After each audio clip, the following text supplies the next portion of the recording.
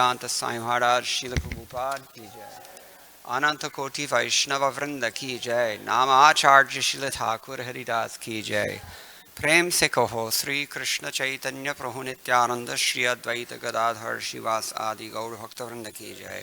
Shri Shri Radha Krishna Gopa Gopinath Shyam Kunda Radha Kunda Giri Govardhan ki jai. Vrindavan Dham ki jai. Navadip Mayapur Dham ki jai. Ganga Devi ki jai. Yamuna माई की जय, भक्ति देवी की जय, तुलसी महारानी की जय, समवेत भक्त वृंद की जय, श्री हरिनाम संकीर्तन की जय, ग्रंथराज श्रीमद् भागवतम की जय, इस्कॉन बीबीथी संस्थापक आचार्य श्रील प्रभुपाद की जय, गौ प्रेमानंदे, all glories to the assembled devotees, all glories to the assembled devotees, all glories to the assembled devotees. All glories to Sri Sri Guru and Gauranga. Jai Shri Prabhupada.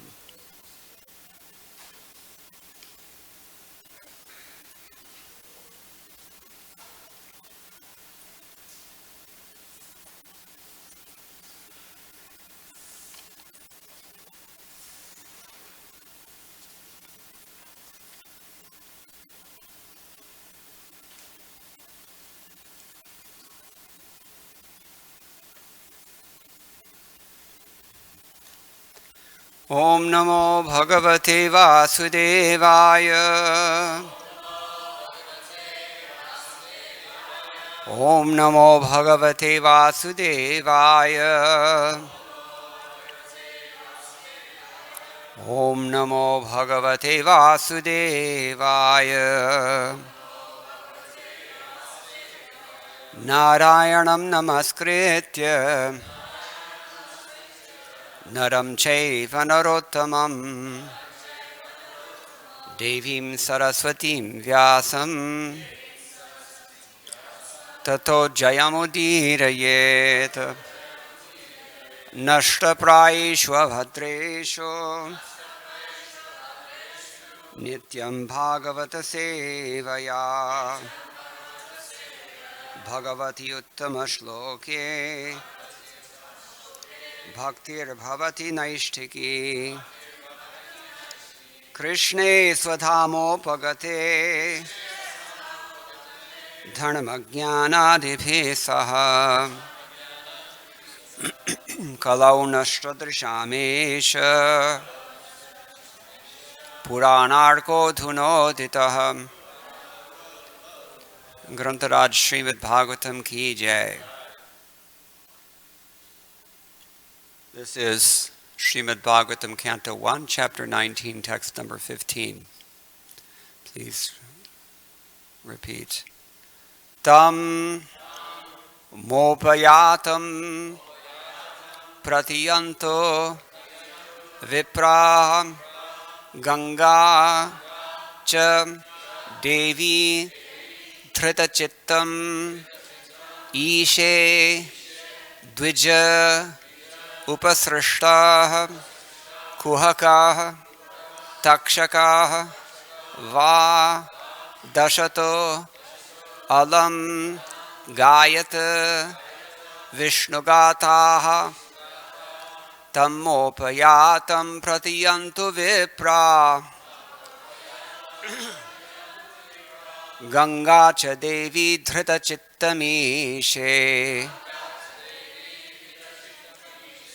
Dvijopasrishtaha kuhkastakshako va Dashatvalam gayata vishnugataha Tammopayatam pratiyantu vipra Ganga cha devi dhritachittameshe Dvijopasrishta kuhakastakshako va Dashatvalam gayata vishnugataha Tammopayatam pratiyantu vipra Ganga cha devi dhritachittameshe Dvijopasrishtaha kuhakastakshako va Dashatvalam gayata Vishnugatha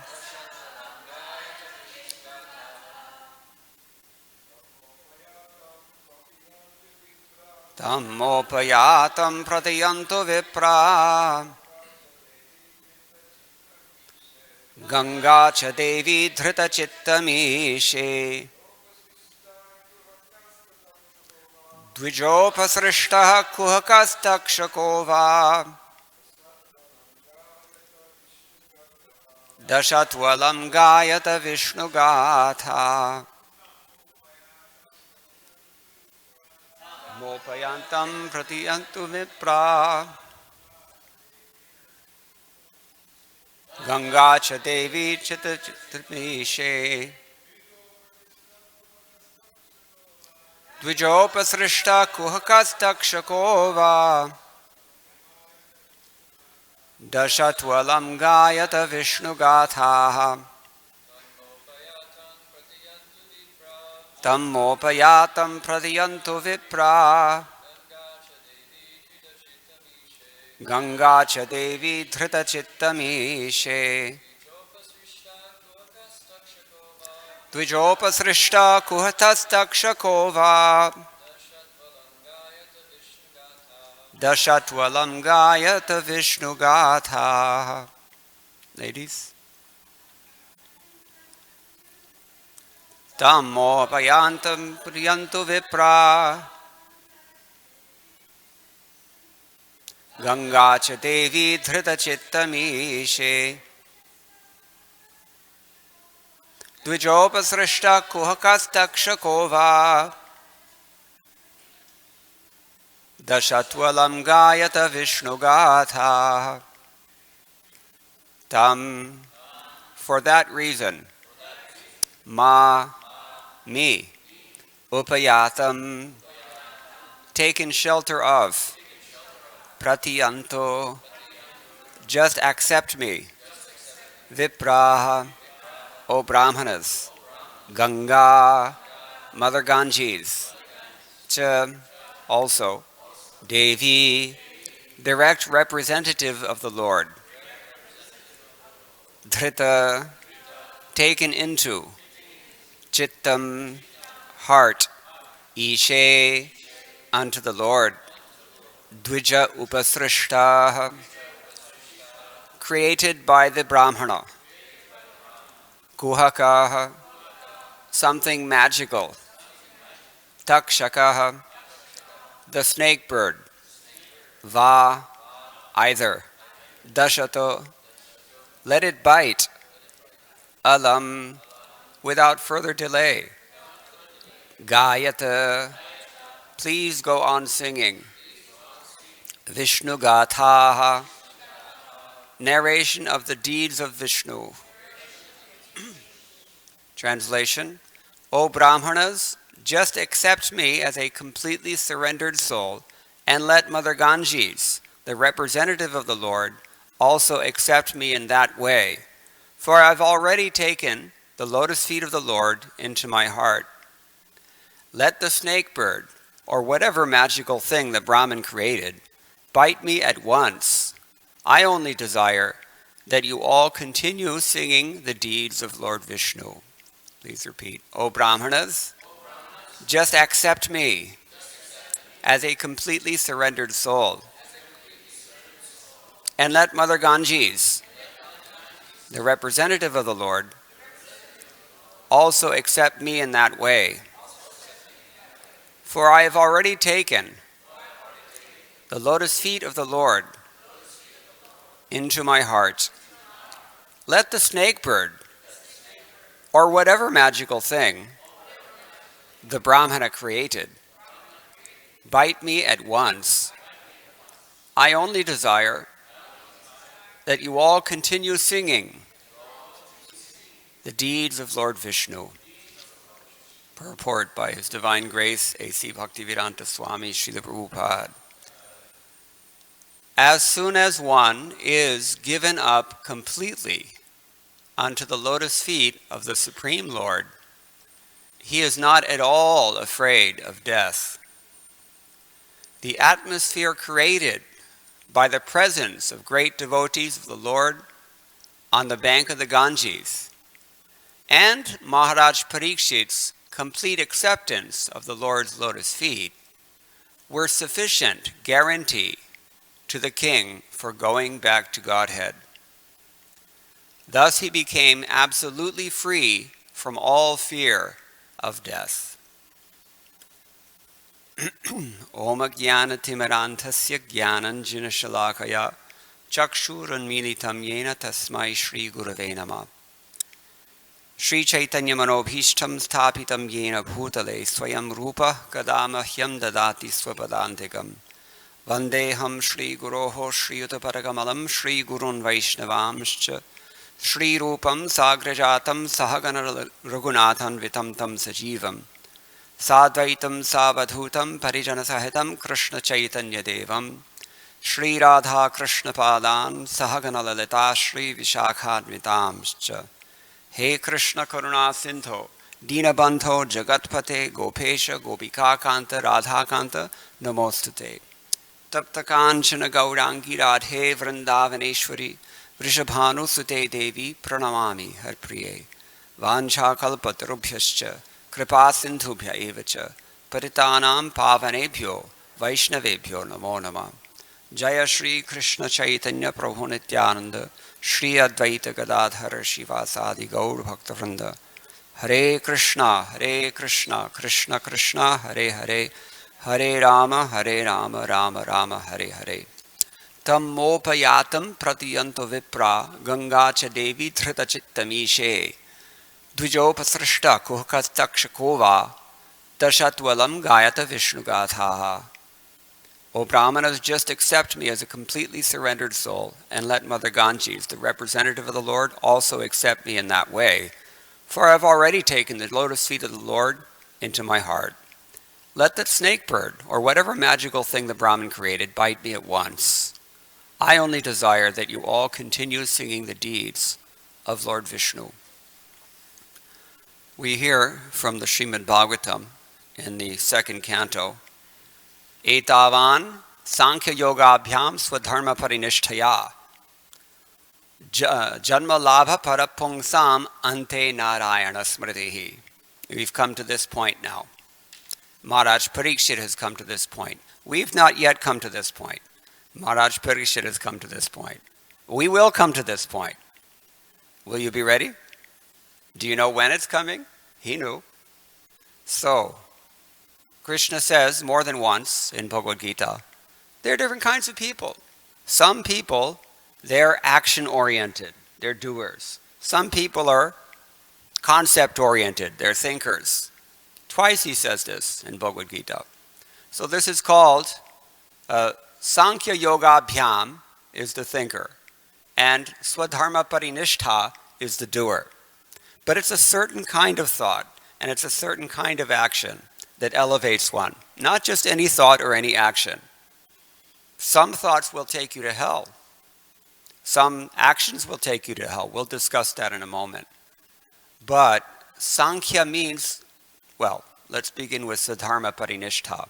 Because generally you can't really process either Sankhya or Yoga until you're solidly fixed in Dharma.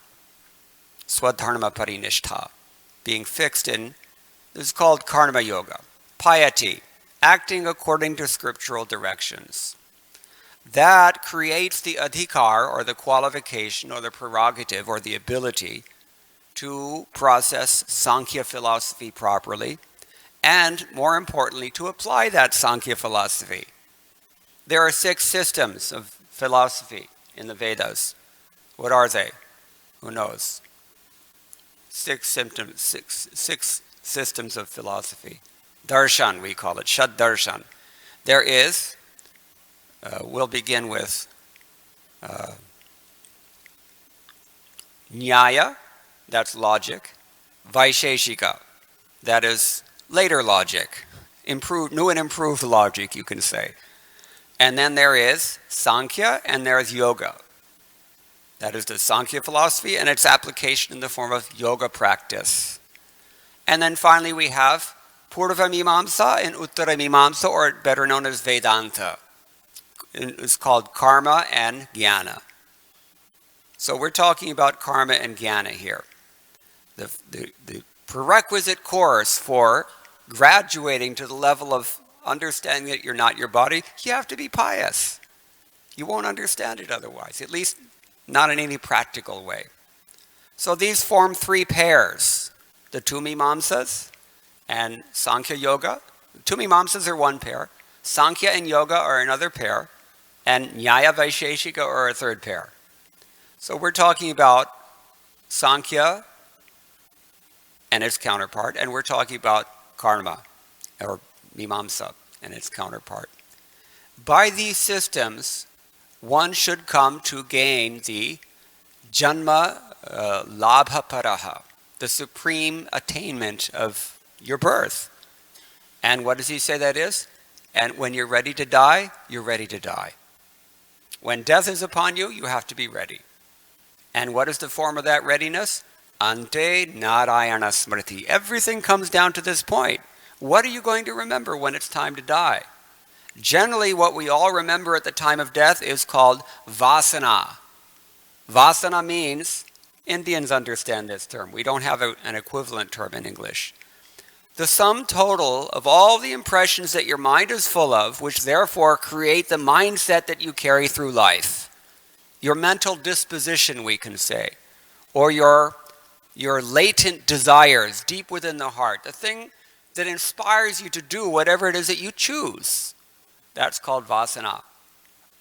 So, generally, ordinary conditioned souls, we're compelled or impelled by this vasana to act in so many ways in this world, and that in turn sets in motion so many reactions, and we have to deal with that at the time of death. It's going to take us to a place we may not want to go if we've been injudicious.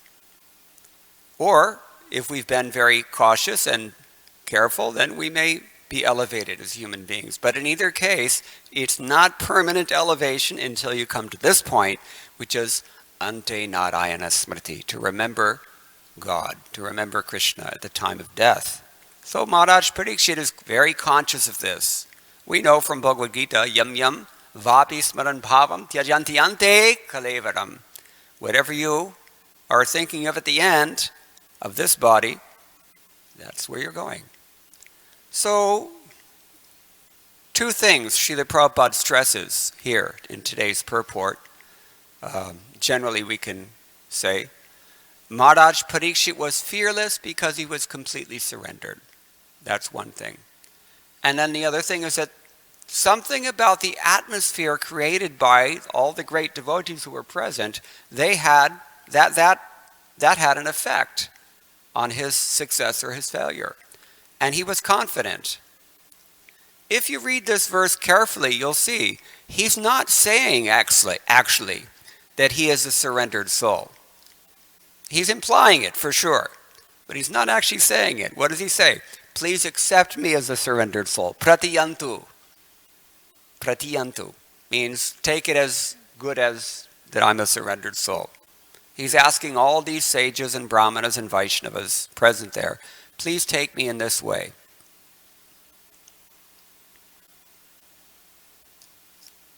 So he's sitting on the bank of the Ganga, or as we've already heard back in text number 6 from Jiva Goswami, that it's not actually the bank of the Ganges, but it's the bank of the Yamuna.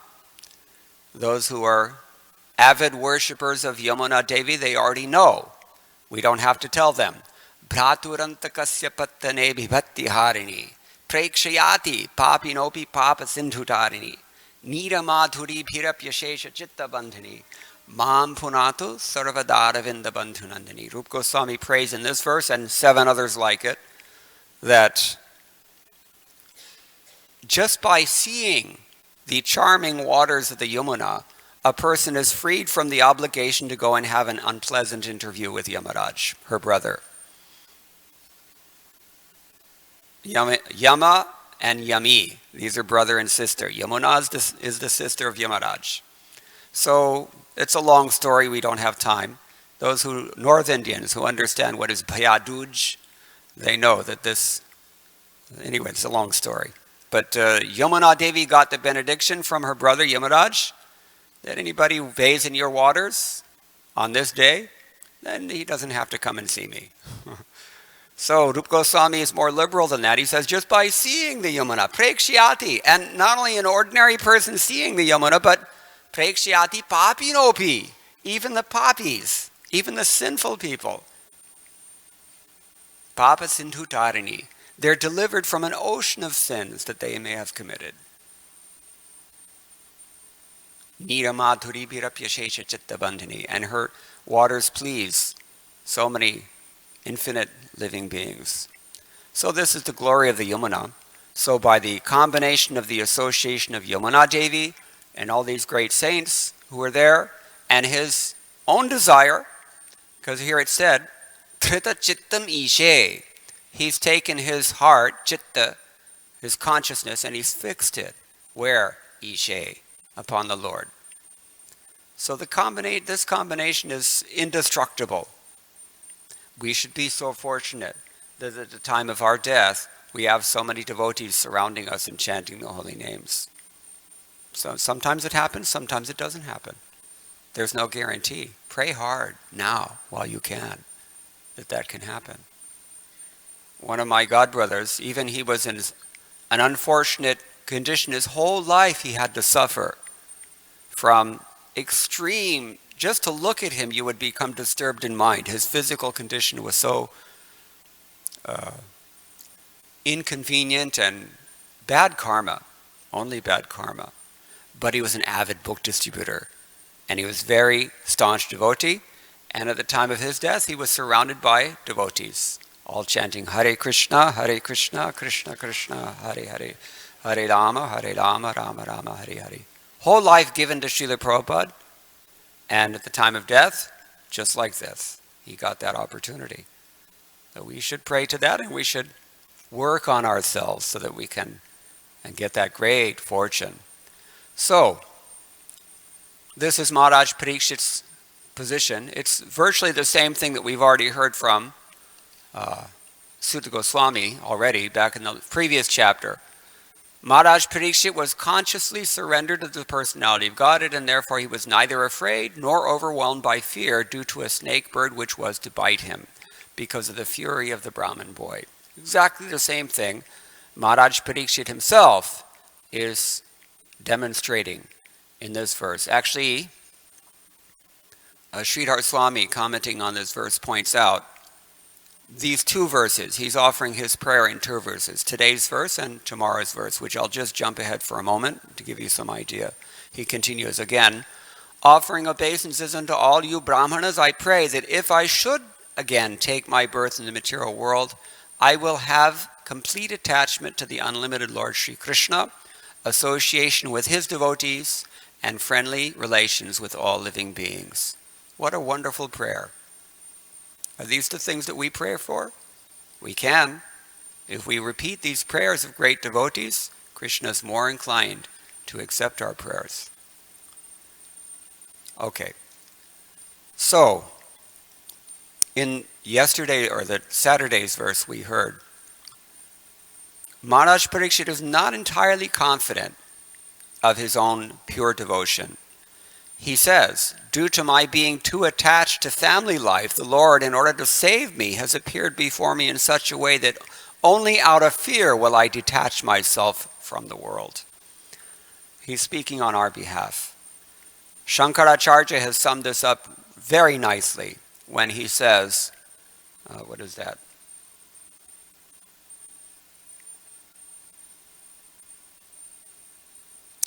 Dinayamanyo punar ayata shishiravasanta pratah kala. Day and night comes, dawn and dusk comes, winter and summer come.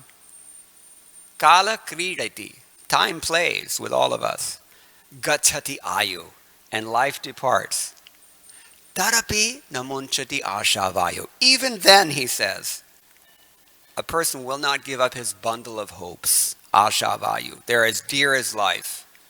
As we said before, the vasana means this bundle of hopes that irrational hope, unreasonable hope, impossible hope, and still we don't give it up. What is that hope? We are thinking that we can exploit this material world, exploit all of Krishna's things while evading Krishna's authority. That's what it comes down to. Whether you want to call it karma or jnana, or whether you want to call it bhukti or mukti, whether you want to call it bhoga or tyaga, it comes down to the same thing. We want to exploit Krishna's things, and we want to evade responsibility for that rascaldom. This is our ashavayu, our bundle of hopes, more dear than life, and it's never going to happen. And at the time of death, then one is pushed on by the servants of Yamaraj to some unpleasant destination, and one has to account. Everything we do, we are accountable. So people are fearful. At least we don't know what's coming. That everyone will agree. Some people may not believe in heaven or hell, but everybody agrees that after death, we don't know what's going to happen. We don't really know. Generally, we don't know. And that's a little bit disconcerting. So death is the real cause of fear. And what happens after death is also the cause of fear. What is death? Merriam-Webster's dictionary defines it as the permanent cessation of all vital functions necessary to sustain life. What's life? Life it defines as the principle or the quality that distinguishes a living body from a dead body. Does it sound a little bit circular? So, at any rate, we know that something happens and we're gone, and we don't know where we go. That everyone knows this. And everyone also knows that this happens to everybody, no exceptions, I'm sorry. When you drive from Vrindavan to Delhi, or other way around, on the toll road you see there's a sign just before you get to the toll gate. It's about 20 feet high. It's just a list of all the people who are exempt from paying the toll road tax. In India, the nature of Indian psychology is that every Indian is exempt from following rules. Every Indian is in a special category where he doesn't have to follow the rules. So I'm sorry, but this doesn't work. At the time of death, you have to go, sir. No ifs, ands, or buts, as we say in America.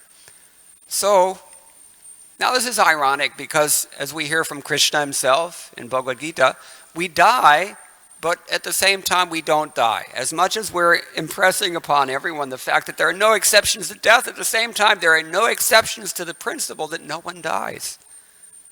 It depends. Are you coming at this from the viewpoint, standpunkt, of karma, or are you coming from it from the vantage point of jnana? If you're looking at it through jnana, then you know I don't die, never. If you're looking at it through karma, you say I always have to die. No exceptions. So, this is how it works. But Krishna says, Nainam chindanti shastrani, nainam dahati pavakaha. You cannot be cut by any weapon. You can't be burned by fire, moistened by water, withered by wind. You're unbreakable. Achedyoyam, adahyoyam, not burnable. Akledyo shosya evacha means you cannot be dissolved. You can't be dried up. In these ways, he says. Avyakto, you're unmanifest. Achincha, you're inconceivable. This is why he finally concludes at the end. This is from chapter 2, text number 23 through 30. And finally he just says, this thing is amazing. Some people hear about it as amazing. Some people consider it to be amazing, meditate upon it as amazing, and other people are just bewildered from beginning to end, can't even begin to figure it out. So this is the irony of spiritual consciousness, spiritual life. We die and yet we don't die. So fear, we're talking about Maharaj Parikshit's fearlessness. We hear from the 11th canto, Bhayam dvitiya bhinaveshata syat ishadapetasya viparyayo smritihi tanmayayato buddha abhajetam bhaktyayika yesham gurudevatatma. Actually, only the non-devotees have to fear from death. If you are a devotee, you will not fear death. Now the problem is, we're in exactly the same way that we die and don't die, in exactly that way we're also devotees, but not devotees. At least in the beginning. We're not pure devotees. You may have noticed in Srila Prabhupada's purport, first sentence, what does he say? As soon as one is, quote, given up completely, underline the word completely, unto the lotus feet of the Supreme Lord, end quote. Then he's not afraid of death. To the extent that we are indulging in non-devotional interests, to that extent we must be afraid. Because we're accountable for that. So why should Krishna cover that bill? If you're working for any corporation, you may be, let's say if you're working in the banking sector, you may be processing transactions of millions of dollars. But as long as you're completely honest and acting only on the company's behalf, there's no accountability at all. But if you misappropriate anything, you put even $1 south for yourself, then you're accountable. You may be prosecuted. So people are afraid because we have a criminal tendency. Our vasana is black. It's like every truck in India. What is it? Budhe nazar wala, tera muh kala. We all have black faces. We're all criminals in this world. The criminals are virtually the only ones who come here. Very rare does someone like His Divine Grace Srila Prabhupada come here, as we heard yesterday, just for us, just to help us out of his infinite compassion. Most of us are coming here impelled by the results of our own bad choices, and therefore we have no one to blame. So, Tanmayayato buddha abhajetam. A smart person, Krishna tells. He worships me. And how does he worship me? Bhaktya ekaya. With single-pointed devotion. Again, it's the same thing as complete, given up completely, as Prabhupada said in his purport. So it has to be singular bhakti. Bhaktyayika yesham. And what is the center of that bhakti? Guru, Devata, Atma. They're all the same. Your spiritual master, your worshipable deity, and yourself. They're all the same. The same in terms of how you value them. All of us, we value ourselves as the supreme, but not necessarily all of our spiritual master's instructions. And even not Krishna also. In some ways, we are all evading Krishna, as I said, or exploiting Krishna or his property. His energies. This is the problem. Therefore we have fear. And we should be afraid. Nobody else, you cannot expect anyone else to pay for it. But this brings us to the next point, which is the Association of Devotees. And what is the principle of that association? Mercy. We've already discussed Yamuna Devi is one devotee mentioned here. And we can dilate on this a little bit in the commentaries on this verse. Well, Jiva Goswami points out, why is he fixing his mind? Why is it that the devotees should accept him? And why is it that Yamuna Devi or Ganga Devi should accept him?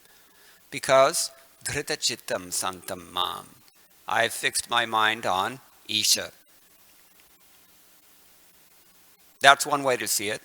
Another thing is that if you have fixed your mind on Krishna, then you get the mercy of the devotees. Or the mercy of Yamuna. Either way, both. They're the same. Hari Guru Vaishnava Bhagavad Gita. So this is the glory of Satsanga, which we've already heard, again, in the last chapter. I'll just read a couple of verses that emphasize this.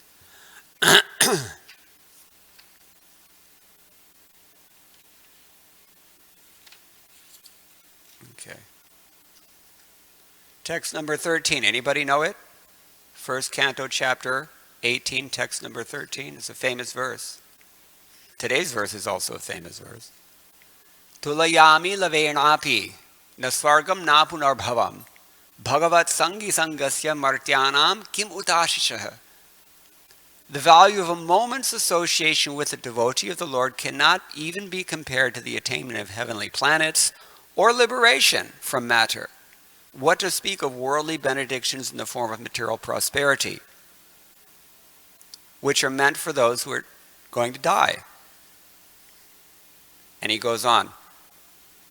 Krishna, Govinda, is the exclusive shelter for all great living beings, and his transcendental attributes cannot even be measured by such masters of mystic power as Lord Shiva and Lord Brahma.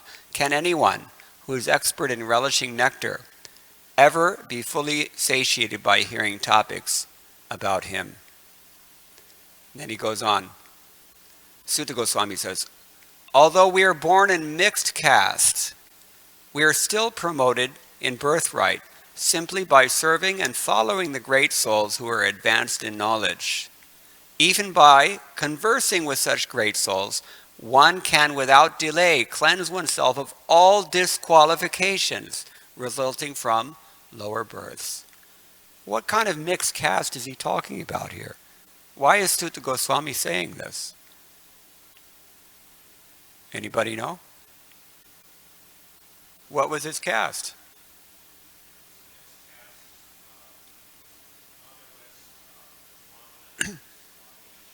That's right. We don't have this science in modern society. Now, I used to say Western society, but now I'll have to say modern society because Indians have all given up everything. Sab kuch, bilkul. So, but it is actually a science, social science, that we have to follow our dharma, and part of following that dharma is to perform so many samskaras, and the purpose of those samskaras is to purify our vasanas, which elevates us. If we follow, we get elevated. If we don't follow, we don't get elevated. Therefore, it's not considered to be an advantage to be born of a mixed caste like Sutta Goswami was. But through devotional service, anyone, in any condition, by mercy of devotees, can transcend all disqualifications and attain bhakti. How does this happen, actually? There's something mystical going on here that Prabhupada has not explicated it. It's implicit only here. Well, what is it that purifies us by the association of devotees?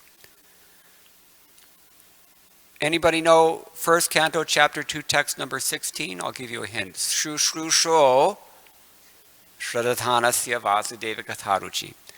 In explaining that verse, Jiva Goswami makes some very interesting comments. He says, Mahatam prayas tatra brahmatam tishtatam va.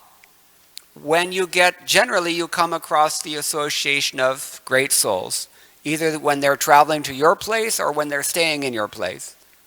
Darshana sparshana sampashana adi lakshana sevaswata eva sampadyate. And in that association, the opportunity to render some service, even if it's as indirect as seeing that person, or touching that person, or conversing with that person, the opportunity for seva comes about. Tat prabhavena cha tadiyacharane shraddha bhavati. And by seeing their character, by witnessing and experiencing their behavior, the power inherent in that association creates shraddha. It creates faith in us. Then he says, Tadiya swabhavika paraspara bhagavat kathayam. When they're discussing topics about Bhagavan amongst themselves, not artificially, like we come to the temple, this is an injunction, we have to do it. We may or may not have a taste. But swabhavika paraspara bhagavat kathayam. They have the natural inclination amongst themselves whenever, just like Vaisheshika Prabhu. When you get into the association of Vaisheshika Prabhu, is he going to talk nonsense? No. Whatever he talks, you can see this. It's practical. It's completely from Srila Prabhupada's books. Or it's about serving, one or the other. And this is his swabhava. It has become his nature. He wasn't born like that. So, in that kind of association, he says, Kim ete sankatayanti Tatshrinomi iti. One thinks, what are they talking about? Let me hear something. What is this thing all about? Krishna consciousness, they're talking all these things. Let me hear something. Iti tadicha jayate. From that process, you get the desire to hear something. Tat shravanena cha tasyam ruchir jayate. And from that hearing process only, you get a taste. You get ruchi. This is further elaborated in Srimad Bhagavatam, 3rd canto, chapter 25, text 25. Anybody know that one? Satam prasangat. Yes, very famous verse. Bhavanti hritkarna rasayana katha. What does it mean? In the association of devotees. What kind of devotees? Yes, pure devotees. Again, it's the same principle. Whether we want to call it completely given up to the Lord, or whether we want to call it ekaya bhaktya, whatever you want, you got to be pakka. This is the point. In that association, he says, the topics of the Lord take on a certain life or power that doesn't happen otherwise. Vishwanath Chakravarti, commenting on that verse, he says, Hrit Karna Rasayana. What does Rasayana mean? Anybody familiar with Ayurveda, you may know this term. Rasayan. It means medicine. Medicine. So the topics which are medicinal, they also become very sweet. Just like sometimes when you give in India we have kas madhu, when you have a cough. It's very sweet. Cough syrup. Here we also have it. Cherry flavor or something, just to make it palatable. So it becomes like that. But moreover, he defines it in this way. Hrit karna rasayana katha, anartha nivritika katha. It has the nature of that katha from great souls is that it destroys your anarthas. If you're hearing from a mixed devotee, it may not happen. He's glossing the term satam prasangat as prakrishta sangat, the association of very special, extraordinary, highly elevated devotees, prakrishta sangat. So that has to happen. When that happens, then this medicine becomes very attractive. We get a taste for it. Bhavanti karna rasayana katha tad joshanat ashwapavarga vartmani. In the enthusiasm generated thereby, we're quickly placed on which path? Apavarga vartma, the path of liberation. And what happens on that path? We go from what? From where to where do we go? Yes, we begin with Shraddha, and we go all the way to Prema. And those stages have been elaborated by Srila Rupa Goswami in Bhakti Rasamrita Sindhu. Adau Shraddha Tata Sadhu Sangati. Like that. Okay, so Srimad Bhagavatarthanam Asvado Rasikaisaha. This is the injunction that Rupa Goswami gives us in Bhakti Rasamrita Sindhu. First sector, 2nd chapter, text 91. Sajati ashaye snigdhe sadhau sangasvatovare. We have to associate with those devotees who are relishing the meaning of the Srimad Bhagavatam. And what is relishing the meaning? He says, Rasikai. Rasikai means Krishna Bhajana Vignya. Somebody who is expert, somebody who knows how to worship, how to do bhajan of Krishna. In that association, then we have to taste. Asvada means taste. The confidential meaning of the Srimad Bhagavatam. And how do we do that? Sajati ashaye snigdhe sadhau. Association of devotees, Sangha. Association of devotees who are dear and also of the same class. Now again, this doesn't mean the same caste, jatiya. Jati also means caste, but it doesn't mean it just like that. Bhaktisiddhanta Saraswati Thakur, in his commentary on this verse, he says, Sajati ashaye means samajatiya, of the same category, which means vasana vishishte. They are characterized by the same vasana. Have we heard this word vasana in today's class? Yes. So what are we talking about? On the mundane level, if you're in your sadhaka deha, you have to choose the association, somebody that you can relate to. He may be more advanced to you. That's the next part. I'll go ahead. Swata atmanavare shreshthe. Swatovare means somebody who's better than you. Better in what way? His faith is deeper than yours. So, you may find somebody whose faith is deeper than yours, and the depth of one's faith is what determines one's advancement. But if you can't relate to him, you're not going to be able to take advantage of the association. This is in the sadhaka deha, in the beginning stage, when we're in the bodily consciousness. You have to find somebody we can relate to, but somebody whose faith is deeper than ours. If you're an IT engineer, you associate with another IT engineer who's ahead of you in Krishna consciousness. In this way. If you're a Sankirtana devotee, you associate with another Sankirtana devotee whose faith is deeper than yours. That is the meaning. So, he said, if this happens, this is the meaning of sadhu sangha. And snigdhe, that person has to be endowed with some affection, which means gadha vishrambhatmaka sneha pare, transcendental affection, which is very, very deep and very meaningful. In other words, it's not just mundane sentiment. It has to be on the basis of someone's real advancement in Krishna consciousness. So, samajatiya vasana vishishta. The specification is that the person's vasanas have to be the same as yours.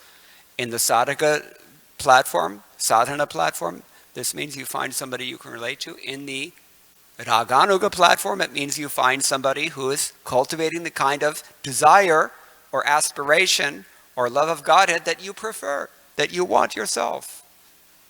Either way, sajati ashaya snigdhaya sadho sangha swatovare. We have to associate with those who are like us, but those whose faith is deeper than ours. When we do this, then Krishna consciousness, practically speaking, it automatically results as long as we don't commit offenses. So this is why Maharaj Parikshit, even though he's expressed his own shortcomings, what he feels to be his own shortcomings in the previous verse, because I'm attached to family life, therefore Krishna is forcing me through fear to give it up. He says like that. But actually the fact of the matter is that he's still confident that he's going back to Godhead because he has this powerful association. Very powerful association was there when the Srimad Bhagavatam was spoken, Naimisharanya. So, and because he had that powerful association, pratiyantu. Jiva Goswami, Prabhupada's translation here is following Jiva Goswami's gloss. He says it means angi kurvantu, swikar karna. Please accept me. It doesn't necessarily just mean take it that I'm surrendered. It means please accept me also. Validate the fact that I'm surrendered. This is what he's asking. And who is he asking? Tan prarthayate, Sridhar Swami says. He's asking the sages. Why the sages? Because if they give their mercy, then Devi Devata Rupa Ganga cha pratyetu. Then Devi Ganga, or Yamuna, as the case may be, she will also accept me in this way. And the combination of both classes of devotees, guaranteed. Prabhupada said, I'll read it again, just to conclude here. The atmosphere created by the presence of great devotees of the Lord on the bank of the Ganges and Maharaj Parikshit's complete acceptance of the Lord's lotus feet were sufficient guarantee to the king for going back to Godhead. He thus became absolutely free from all fear of death, as is confirmed, as we said in the 11th canto. Bhayam dvitiyabhinaveshata syat ityadi. Okay, so what else shall we say about this?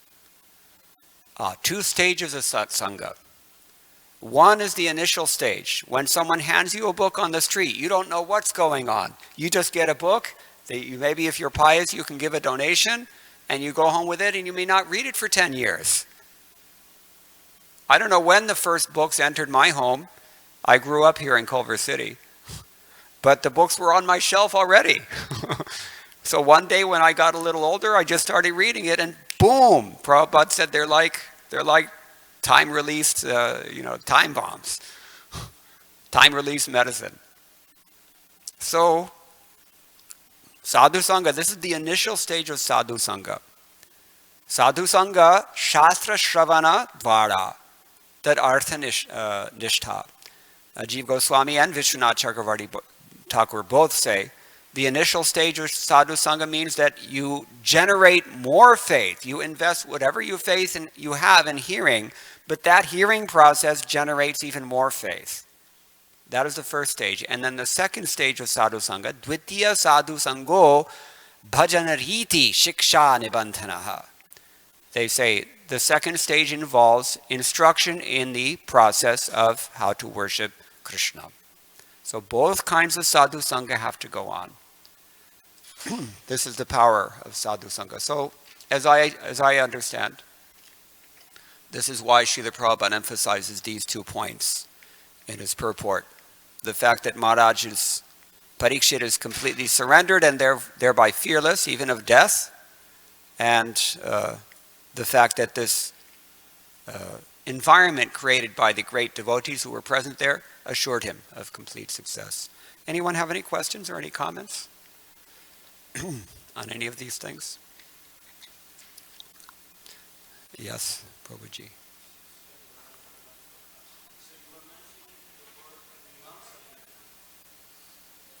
I can repeat the question. Yes.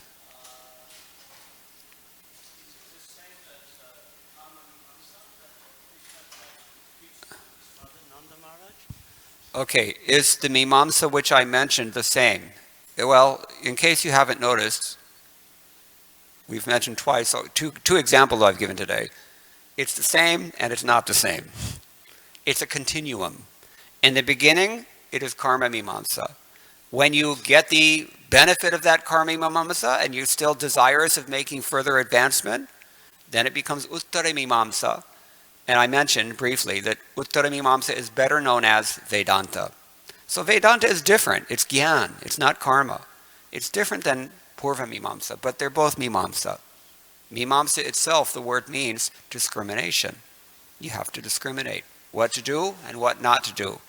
And on the basis of that purification from doing the right things and avoiding the wrong things, one gets the mental purification, the intellectual and ego purification, that which conceptions are right, which conceptions are wrong.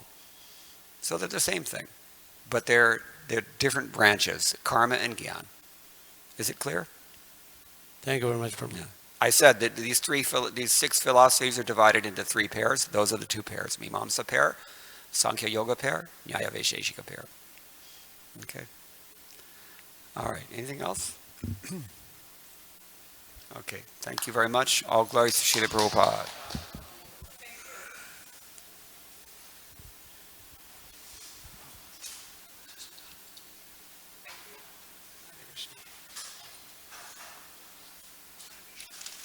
Krishna.